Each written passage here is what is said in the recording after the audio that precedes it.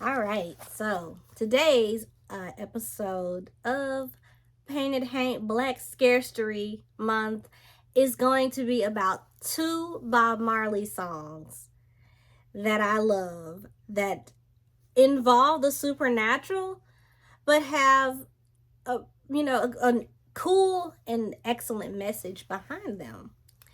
Also some crazy backstories. So the first one we're going to talk about is Mr. Brown.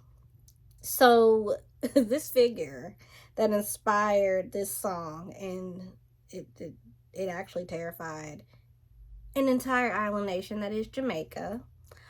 Um, it's crazy. Like the rumor itself of this thing riding around was started in the late 70s, but if I remember correctly, Mr. Brown had been out and about within Jamaican lore for ages. Like I guess he decided to pop up and was like, let's freak out some people. So this song was also performed by Bob Marley and the Wailers. And the story that I heard when I initially did my research was that he read about this. I think he was in the UK at the time. And he read about this and was like, girl, stop. not these people out here. And it was like partially funny but partially scary. And that's what this song's like music kind of gives. The actual track that they lay down for the music itself is called Dracula. So you can imagine the Wailers mindset, and Bob Marley when they were putting together putting together this track. So the song is based off a rumor that spread throughout Jamaica that a duppy, or a spirit, had been spotted in several locations around the island, speeding through the land in a three-wheeled coffin with three John Crows or buzzards, and they were perched on the coffin. And one of the buzzards was said to speak, and he would stop and ask people, "Who is Mr. Brown?" And people lost their ish. I can imagine a flipping crow talking to you, asking you some about some. No, no, just no. Um. So the thing is, this song apparently caused just a stir throughout the island. This thing freaked out people because when you think about it, like listen to the song and you'll see what exactly I mean, like how like freaky that is. um but yeah, it y'all, I'm speechless. But yeah, it was said to like zip around, and it also has political commentary. I read, or it's been said it has political commentary, and it's basically talking about the corruption on the island. Um, but I'm not that I'm not versed in Jamaican politics, so we're not going to touch that. But the crazy part is like people would supposedly see this thing, and so they would go and run to the police and be like, look, Mr. Brown, he was here. But he would, or it would supposedly be gone when they got there, when the police got there. And this was just going on just like unhinged, out there in Jamaica, or down there in Jamaica. But the next song we are going to talk about is one that does have some lore. I don't know why I look suspiciously to the right like that, but it has some lore. And this song is called Duppy Conqueror.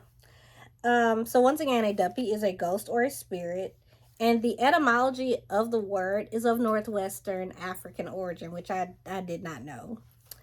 Um, this song's message is to rise above obstacles and adversity in life. That is the message that it is said to give, but, or that it gives.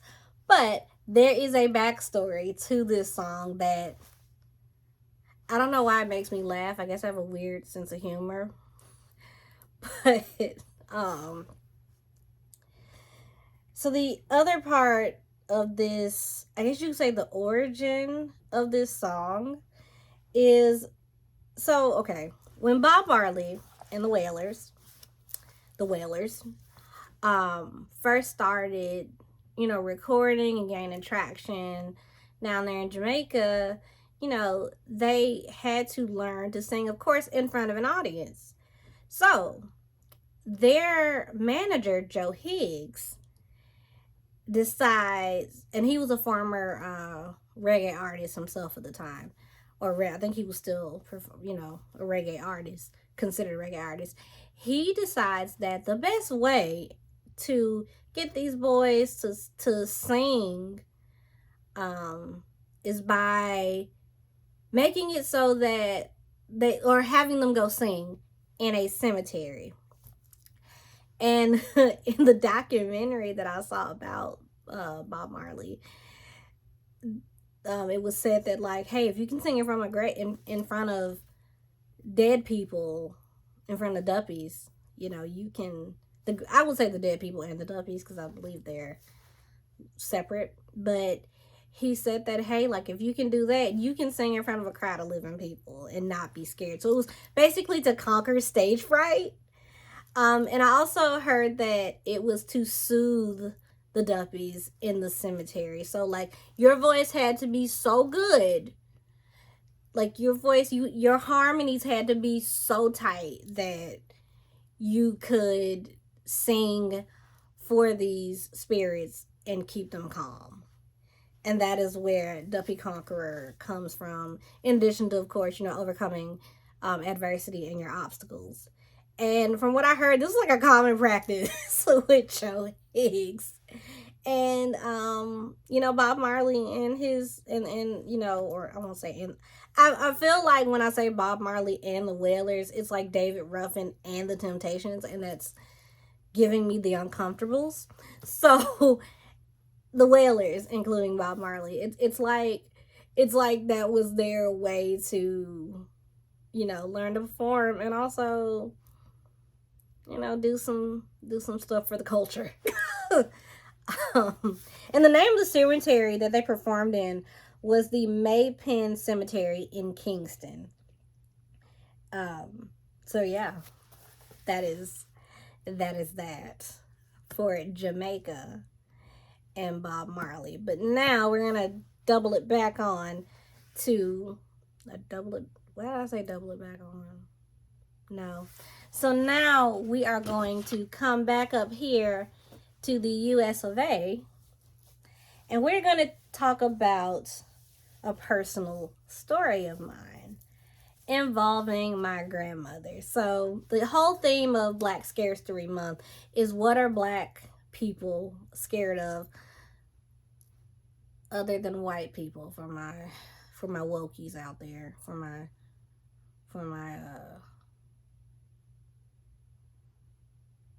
the people that don't have a sense of humor.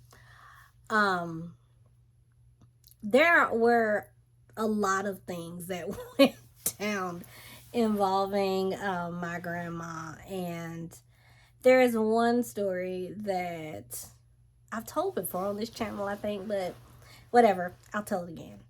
So there was this man called Fats. Now, first of all, keep in mind that my grandma grew up during the 1930s. So this man, Fats, well, wait, let's go back. She grew up during Prohibition. So this is, you can probably guess where this story is going. So there was this man called Fats who lived in Griffin, Georgia, along with her and her family, and he was a known bootlegger. And I don't think he ran the liquor, but he would, of course, make the liquor, so he had to steal. So one day, people just stopped started dropping dead in Griffin. And like they would get sick and then they would drop. And they didn't know what was going on. They're like, okay, maybe it's a sickness, maybe, God, I hope it's not the Spanish flu again, something, something's going around in town. So it turns out that, first of all, the thing about bootlegging and why alcohol needs to be regulated, not because, oh my God, alcoholics, but more so because of like cleanliness.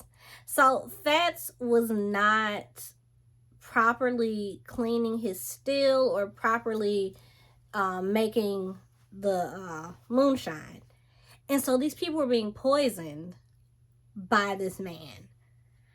And actually, this story didn't come from my grandma, because my grandma would have been young. It was my great aunt who told this story, who was, I think she might have been a teenager in her 20s at the time.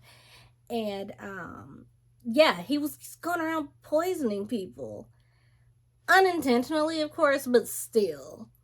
Like, that's pretty terrifying.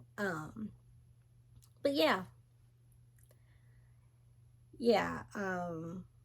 There's another story where my grandmother found, or not, she didn't find him, but around this time of year, when it used to get cold in Georgia, there was a man that, everybody knew was a known drunk. And they found him frozen in the creek there in Griffin. So, what did my peoples do? They went down and went to see the body. So unnerving. They went down and went to see the body. And of course, my great grandma and my great grandfather went, but they didn't permit my grandmother to go, because, to this day, she is a scary woman.